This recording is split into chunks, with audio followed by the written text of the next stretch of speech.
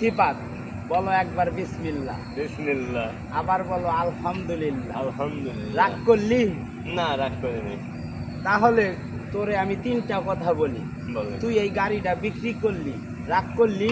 না, ক বিসমিল্লাহ, বিসমিল্লাহ, আরেকবার ক আলহামদুলিল্লাহ। আলহামদুলিল্লাহ। রাগ করলি? না, রাগ করিনি। প্রথম আমি তোরে বলছিলাম তিনটা কথা বলার জন্য, তোর হাতের রাশি মুইসা যাইতাছে, তাই তোর সামনে একটু বিপদ ঘনিয়ে আসতেছে। কথা কি ঠিক না বেঠিক? ঠিক না বেঠিক? রাগ করলি? না, বল আরেকবার আলহামদুলিল্লাহ। আলহামদুলিল্লাহ।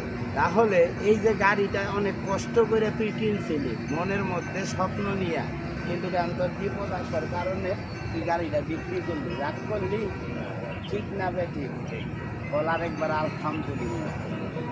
এখন যার কাছে গাড়িটা বিক্রি করলি সে কি খুশি? ঠিক না বেঠিক? তুই কি খুশি? আমি খুশি। রাগ করলি?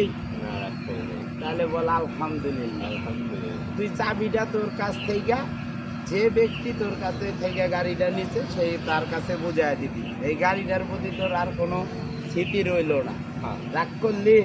এই মিয়া কি বারবার বলেন রাগ করলি, রাগ করলি, গাড়িটা বেচতে দেখে কি রাগ করলি?